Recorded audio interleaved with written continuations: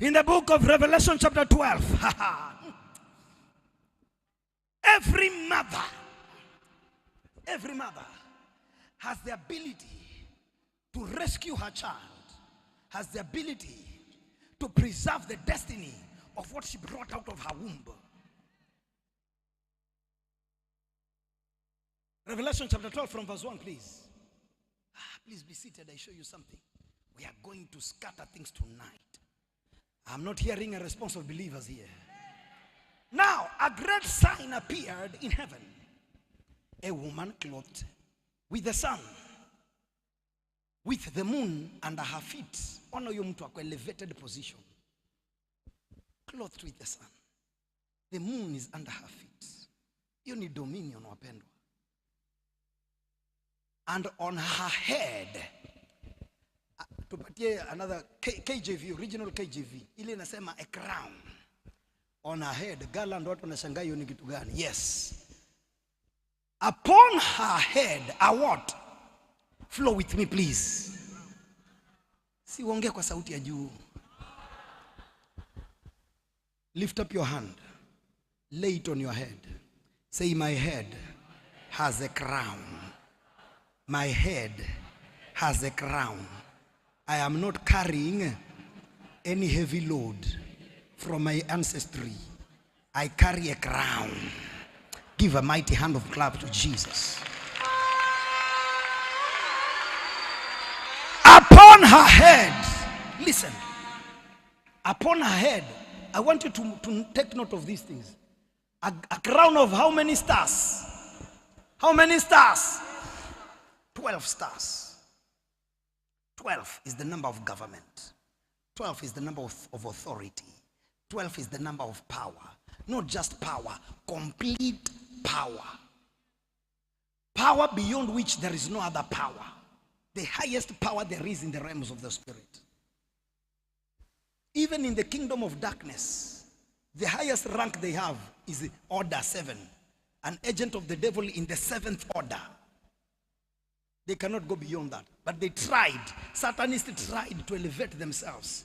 And they put number 13 to be a number that represents their power.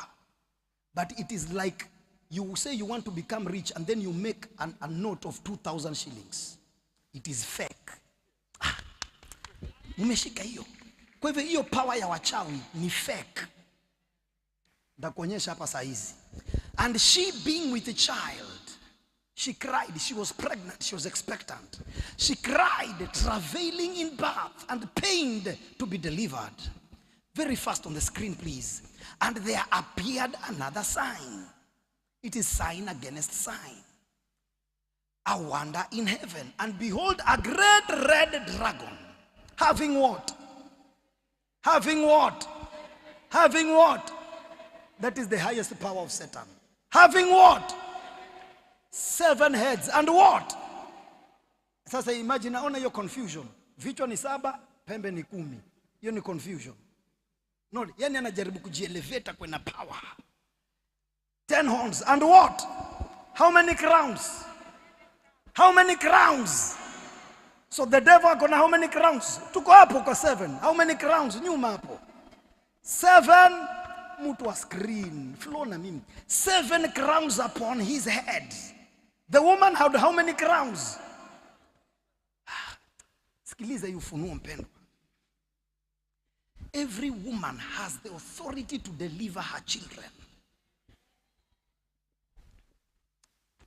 Alika kwa tumbo yako miezi 9. Akanyonya nyonyo zako.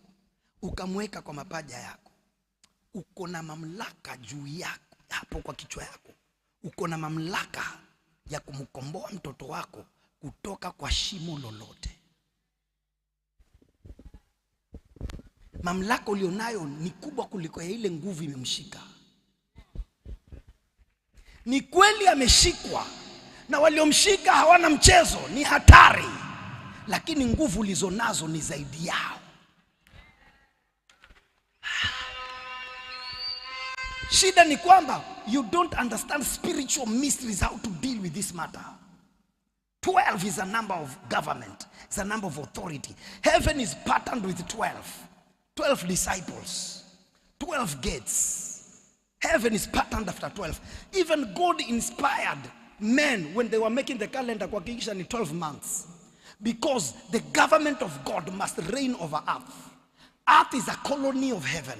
And it must be on earth as it is in heaven. So earth is a colony of heaven. Government ya Mungu iko hapa. 12 months. Hizo ni patterns za kiroho. Bwana Yesu asifiwe sana. Maandiko yanasema and he has seven crowns upon his head, verse 4. Verse 4. And his tail drew the third part of the stars of heaven, and did cast them to the earth. And the dragon stood before the woman, which was ready to be delivered, for to devour her child as soon as it was born. Walipigia hesabu watoto, walianza kukupigia hesabu wewe vile ulizaliwa hata kabla uzaliwe. Hallelujah. Endelea. And she brought forth a man child, who was to rule all nations with a rod of iron. And her child was caught up unto God and to his throne. Endelea. Songa. And the woman fled to the wilderness, where she has a place prepared of God, that he should feed her there 1,200 years and 70 days. Yes. And there was war in heaven, and Michael and his angels. Vita imeendelea sasa, unaonyesha vile ni shetani. Tangu shetani aanguke kutoka mbinguni, alideclare vita kinyume na watoto wote. He declared, because shetani alikuwa mtoto wa Mungu. Ulikuwa unajua hivyo? Job chapter 1 verse 6. Job chapter 1. Satan was a child of God. Yes. Satan was a son of God in the angelic order. And he failed. When he failed, akakosa kibali na baba yake. Sasa anataka watoto wakose vibali na wazazi wao. Anataka kuruin maisha ya watoto. Watoto wasiendeleze kingdom. Watoto wasiendeleze legacy. Watoto wapoteze neema. There was a day. Let us read one to go. There was a day when the sons of God came to present themselves before God. And Satan. Acha nikuulize, kukikuwa na mkutano ya executive meeting ya mabishop wa GCC, do you know why it is done? Why? You're not among them. Okay, ukienda hapo utaingia. Huwezi ruhusiwa. Lakini shetani ameenda na malaika hao wengine kina Michael hawamtoi. Kwa nini? He was among them. He was a son among them. Church, are we together? Kama umelala sema amen.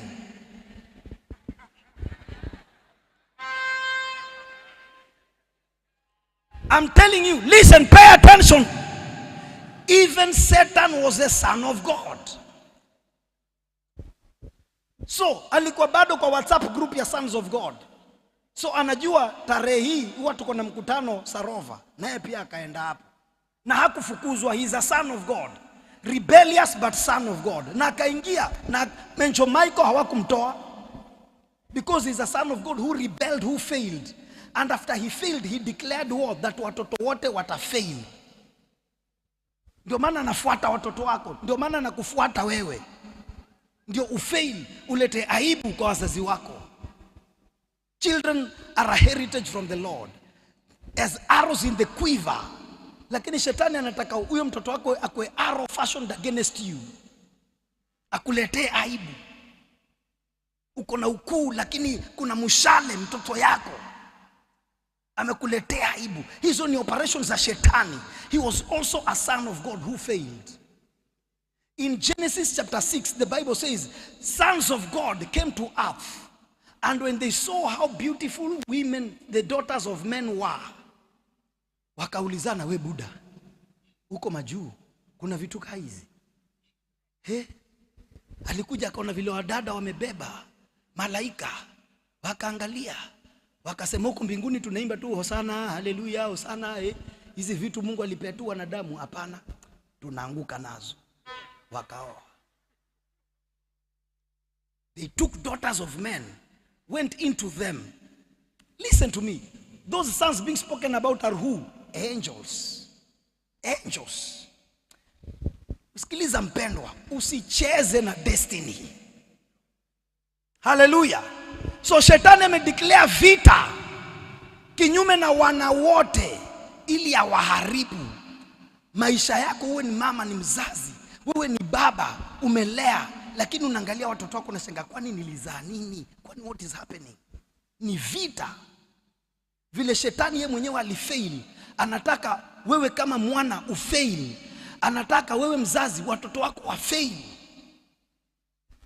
Mahali pale ambapo huna mtu wa kuchukua after wewe, mahali pale hakuna mtoto amechukua karakta zako na values zako, you have failed. Shetani anataka kukuambia kwamba you are failing.